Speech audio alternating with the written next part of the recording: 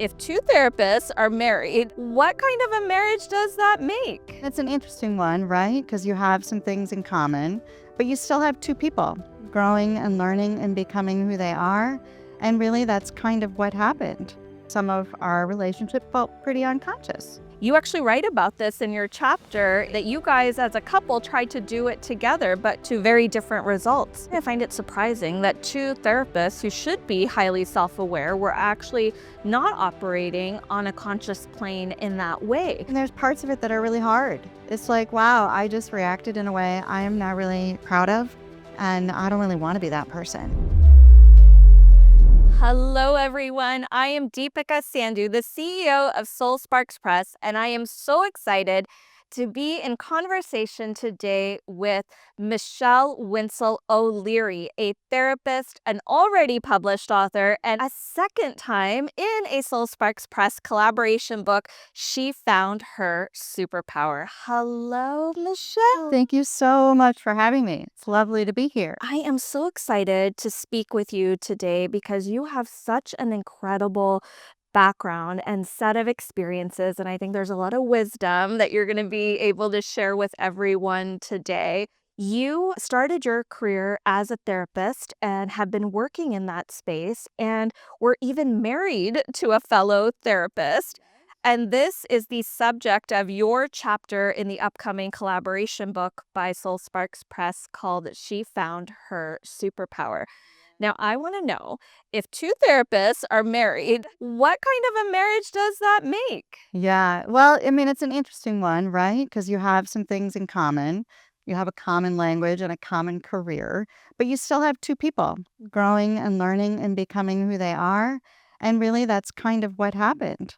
My superpower, as it were, is really finding myself and kind of becoming aware that some of our relationship felt pretty unconscious.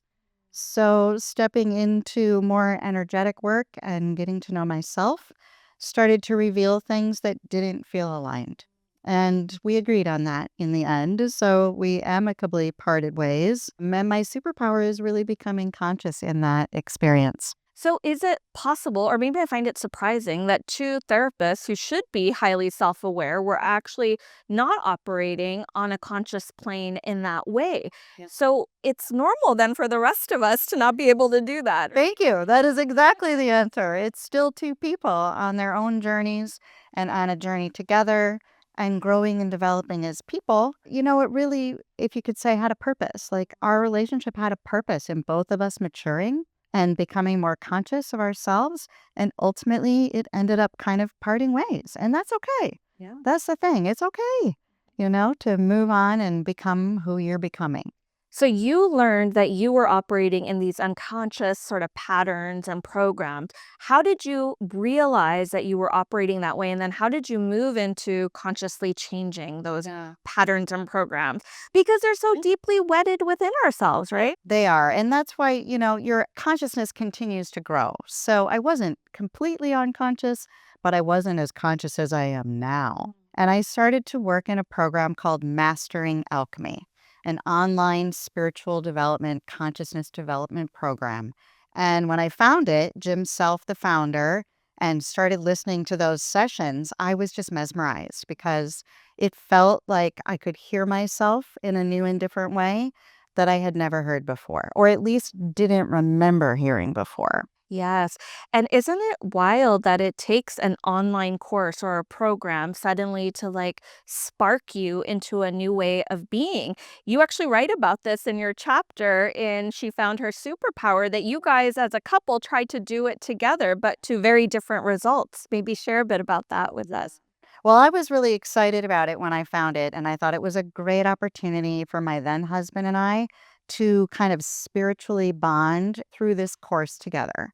And there were other couples taking the course as well. And I thought, well, let's do this. That'd be fun. And I was immediately mesmerized. I really enjoyed it, and I haven't stopped. Well, I did take a slight break there, but I've generally kept on that path for a really long time. And my husband really, he showed up. He had some fun experiences, but in the end, it didn't really click for him in the same way it did for me. And that was, disappointing because I really thought it would bring us closer together. And ultimately, it was one of the things that led me to find me and along that path, him to find him, and that's okay. So that's just kind of the purpose it served. So the course and kind of moving into this program was one of the things that moved you from that subconscious to conscious because you were becoming more aware. But I imagine as you're learning the material that, person might teach you, you're starting to see those things show up in your everyday life all the time. Yeah. That was, I mean, certainly my experience too. As you're becoming more aware, you're seeing it everywhere. Yeah. What was that like for you? I mean, there's parts of it that are really hard. It's like, wow, I just reacted in a way I am not really proud of, and I don't really want to be that person. And you start catching yourself in moments that don't feel like you or they don't feel good. And you pause and, like, okay, good information. I can do something different with that. So instead of reacting, which might have been some of our, perhaps me, old programming, right, to react, you can actually take a moment and truly pause before responding to something. Yeah. What are some of those pause practices that you've incorporated for yourself? Well, I'm a big fan of taking a breath at any time. And in the course of the breath, you kind of let yourself relax and let the present moment just come into view. And you really can look around and notice you have options. And when you're in reactive mode, you just fire in. You have no filter in concentrating on what could I do right now with this moment? What do I want to do with this moment? And so I was able to step in and hold back certain things and work on them to release them from, I don't need to behave this way anymore. I don't need to carry certain things from my family or even my lineage that everyone in my family behaves certain ways. Like, I don't need to do that anymore. But this is so hard for so many people, right? Because we may have grown up in cultures and communities and families and households where there is a predictable course of action or a way in which we behave. And just the awareness or the thought that, oh my God, does it have to be this way is pretty profound. But then to actually start to operate in a different way, that can feel like moving mountains for people. What's your guidance to them when they're trying to forge their own path? That's a great question because I recently stepped back into becoming a therapist. And it's been a remarkable experience because I've got decades of more traditional therapeutic experience and then now adding in the energetic and conscious experience. And the individuals I've been working with, it's really a more comfortable path because they can't hear themselves through all the noise. They can't hear their own wisdom. They don't know where to begin. They just know there's more and they want to do something different. And when we step in and start practicing using the breath and taking that pause and quieting the noise and becoming aware, they'll start to have realizations that they weren't able to get to before. And this is a really fun part. Often they end up finding their own wisdom or the things they already know that they forgot they knew. And those are really fun to unlock. And I, in fact, just at the end of last week, had someone say, we've had 2 sessions and I thought this was going to take forever and I was going to be crying and it was just going to be all dramatic. And I feel like I've actually found some really actionable ways to quiet the noise and find myself again and remember all the wisdom I already carry. I love that. So it feels really rewarding to be able to illuminate that without it being big, long, dramatic, hard. That's not how it feels. The world right now is a very noisy place. There's a lot going on for everybody, and it doesn't matter what side of any issue anyone might be on. It's just there's a lot of heaviness that I think we're all carrying. What is your guidance and wisdom? You talked about energy and you talked about, really leaning into some of those sensations. What is your guidance for people kind of feeling that heaviness right now? How do they cut through the noise? Well, we do practice quiet. That's one of my favorite ones because it really quiets the inner judge. It quiets the distractions outside, and you get to know your space quietly and in stillness. And then you just notice there's things going on the other side that have nothing to do with you. People feel a lot of relief in recognizing what belongs to them and what doesn't. Number 2 is there's a feeling or a space called neutral. And when you drop into neutral, you don't have to have an opinion. It's not right or wrong. We're not judging it. We're just right centered in the middle and take a breath and just hang out there for a minute. And it gives a way for it to feel not so weighted And again, you get more space to notice, hmm, that's interesting. Didn't work out the way I wanted, but that's okay. I can take another step over this way. Would you say that's spiritual bypassing, or is that something different in the sense that we want to have an opinion? We want to put forward what we might believe or take a stand on something that we might not agree with. If I drop into neutral, am I bypassing something or am I giving myself a better place from which to respond? I would say the latter because you pause and you kind of find neutral and go, okay, how do I really feel about that before I'm reacting because someone else triggered something that I suddenly feel strong about and spew off about without really slowing down to go, wait a minute, how do I want to respond to this? Do I want to respond in a way that just shuts everybody else down? Or do I want to find a way to respond that is non judgmental and respects that people have different opinions and that is okay? But I have something I want to express about it. And I'm going to do it in a calm, respectful manner. I love that. I think that's very beautiful and very a lot of great wisdom for where we are in the world right now and everything that people may be experiencing. And you talk a bit about this in your book on resilience. And I know you're doing a whole series of books, which is so exciting. But tell us a bit more about resilience and what you're hoping people will get out of that book, too. Sure. Well, it's my project of the heart because I spent time integrating all the therapeutic background and also the energetic background into a way to express it to people. And it came out as 11 chapters and 80,000 words in about 12 weeks. And when it first came out, it was so much material that instead of it being one really big, long book, it became 11 books in a series. So resilience is where we begin. And it's about how I went from sort of survival mode and reacting mode to stepping into conscious awareness and shifting into a resilient mode of adaptability and empowerment. It's a guidebook for folks that want to step into that. And it's got a lot of creative exercises and ways to do that in the book, whether it's meditative exercises or creating up exercises. So it's got something for everyone in it. It's a first level of energy in the series. I love it. And so, for people that are wanting to move towards greater levels of resilience, what's one small step that they could take today to start practicing greater resilience in their life? Yeah, I go back to pay attention to your breath and slow yourself down. Just that simple breath calms the nervous system in a way that the noise gets quieter and you can actually hear your own wisdom in that moment as opposed to just go, go, go. I think that's beautiful because we're moving all the time.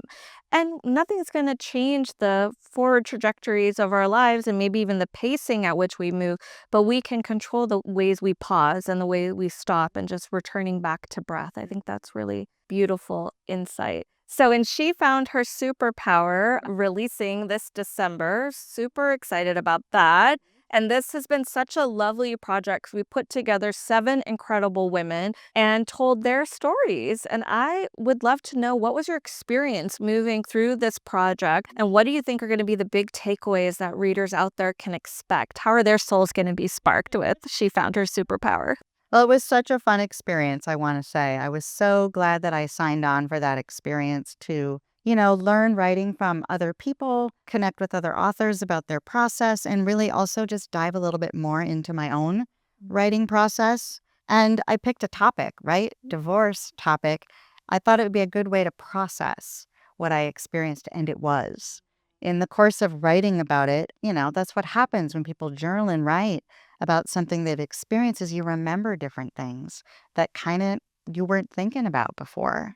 So it allowed me a way to tell my story that feels really honest and genuine, but also the pieces of the story that were important are kind of included in a way that I feel is respectful, but also, good to know that you can step back in a relationship and kind of take all kinds of steps to see if you can keep it together or revisit something you lost. And in the end, it'll be what's right for you. And I think so many people going through divorce, myself included, get told from everybody around you that you're doing something wrong or you shouldn't do it or you're messing up your kid's life or all these different things. And the purpose of this book is to really say it's not the end of something, it's really the start of yourself. And it's the start of finding your own superpower. And every woman in the book really unlocks something incredible for themselves. Yeah, I really discovered it really the book, my chapter, Creating Our We Space, it starts out with an experience I had sort of forgotten a little about that was impactful. And by the end of the chapter, I realized I've been hanging on to that moment. And it changed how I experienced my marriage from that moment forward. And it was very early on when we were newlyweds. And so it was an important thing to recognize. And this is happening for a lot of people. Those memories you have that come up, those loose little pieces that you leave somewhere, they're still there. And so when you pick them up and start just moving through them, you can kind of then close it. Like I end the chapter, I closed that part of my journey. I recognized all the things I completed that were important, and I can let it go. And it was good. That's why I say writing is so healing, because you had forgotten that moment that you share in the book. And then you got to write about it and move through it again. And I always tell people when we're going back to the experiences that we're writing about, we get to re-experience them as a slightly wiser version of ourselves now, but also giving that old version of ourselves a lot of grace. Yeah. I agree. But I also think that the chapter, for me, it highlights that when you are working on becoming more aware and more conscious and aligning with what's right for you, sometimes things that aren't aligned present themselves and fall away. And in my case, that included a relationship, a career in the way that I was experiencing it, and even where I was living. All of that loosened up and let go so I could have a clean slate, which brings me here, which is lovely. Give one piece of advice or guidance to somebody out there going through their own divorce journey now that you are well on the other side of your divorce, and actually two-time divorcee, which I think is interesting for people to know you can keep moving forward in life. What is your one piece of advice to those women that might be in the noise of it all? Yeah. Well, the thing that I always go back to is just to believe. Like, believe in yourself. Believe in that little voice in your head that said, maybe this isn't right. Believe in the signs that are right in front of you. And just know that you can do it. You're capable of doing it. People do it all the time. You get to become who you're becoming. You get to become who you are becoming. Oh, that's so beautiful. Michelle, thank you so much for being in conversation with me today. This had many a soul-sparking moment. I appreciate it so Thank you much. so much. So lovely to be here. Thank you. And if you are ready to bring your story to life with Soul Sparks Press, just find us at soulsparkspress.com.